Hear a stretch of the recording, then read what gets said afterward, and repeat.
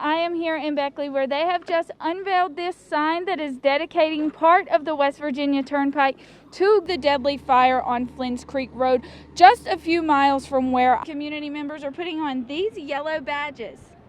Opening cabinet doors to let the air circulate. Getting behind the wheel is more dangerous for teen drivers in the summer. When patients come here to Beckley ARH to get tested for COVID-19, could visit their loved one, was to pick up this phone.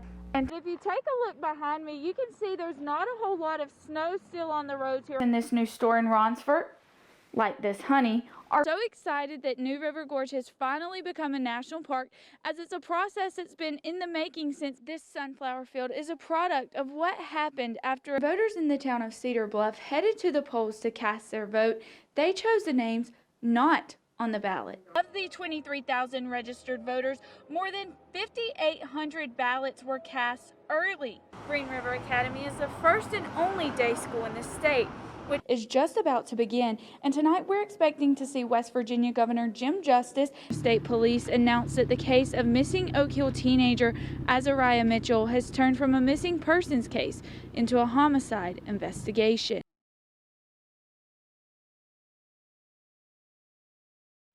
It's been more than a year since Danny and Daisy Foster were murdered inside their home on Fullen Cemetery Road in Ronsford.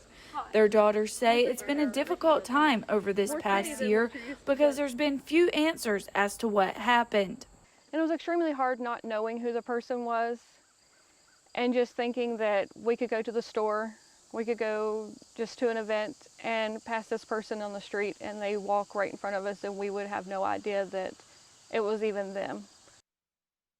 It's just like you have to learn how to live your life and know how you are as a person again, because they were my life. I didn't have a day I wasn't here with them. So it's like you have to learn how to be a person again. Greenbrier County's sheriff says the deputies tasked with investigating this case worked diligently to provide answers to the family and community. But a crime like the Foster's murders has a lot of challenges. The house was set on fire and a lot of evidence destroyed and damaged. Additionally, these were just good people in the community. So you're trying to determine who would have had a motive to commit the crime and who would have had opportunities. So that's oftentimes difficult to try to find. Now deputies have that suspect. It's 32-year-old Jeremiah Powell. Powell's being charged with 2 counts of first-degree murder. We've never heard of him, never heard the name, never seen the face, and so we looked him up on Facebook.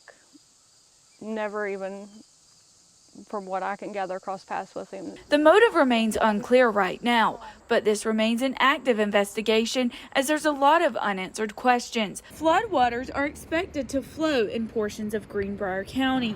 Rainwater runoff is getting the blame for pushing creeks and rivers out of their banks. So what we're waiting on now, though, is all the water coming down from Pocahontas County in the birthplace of 7 rivers.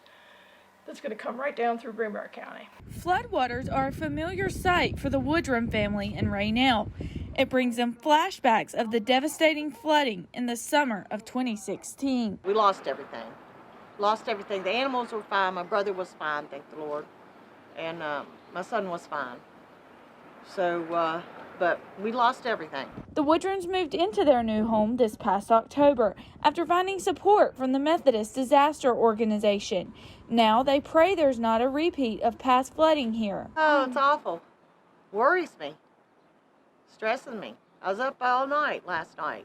Most of the night anyways. It's very, very, very stressful, and I'm just ready for it to recede down and just get back to everyday life.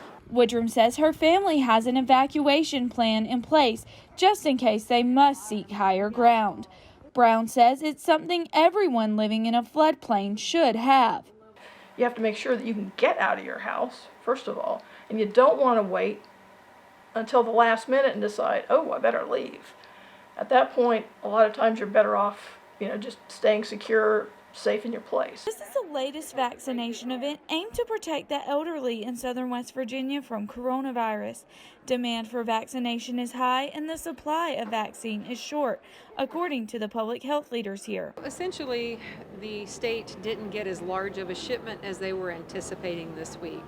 And so in an attempt to get as many vaccines out there, they allocated it to certain hubs for this week. This event is not first come, first served. Appointments were necessary to get these shots.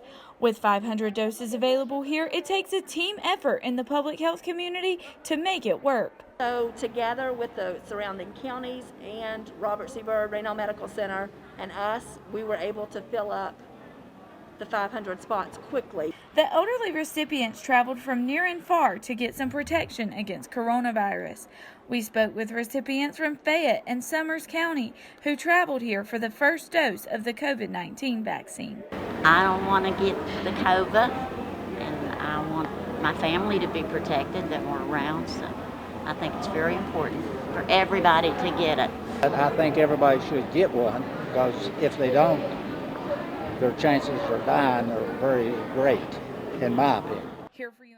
After a frost claimed their entire strawberry crop, Sunset Berry Farm experienced a significant financial loss and had to come up with a new way to stay afloat. That's never happened to us before, so we had to come up with a way to recover from those losses. So we just threw these sunflowers out last minute. That last-minute decision is one that paid off, as Gilkerson says they have had good luck with the sunflower field and it has been successful. A visitor at the field who works in the tourism industry says this type of activity has been popular this year, as people are looking for fun and safe things to do outside of the home. We have found that this year we have had more and more people interested in venues like this. They want to go outside. They want to go where there's no crowds. They want to experience something they may have never experienced before. Gilkerson says they plan on making this sunflower field an annual occurrence. We definitely are going to do sunflowers again next year. In fact, we're going to expand and do huge fields of sunflowers next year. The farm is not only for picking sunflowers, but they also offer an event space and photo opportunities as well. In Alderson, I'm Maria Sellers reporting.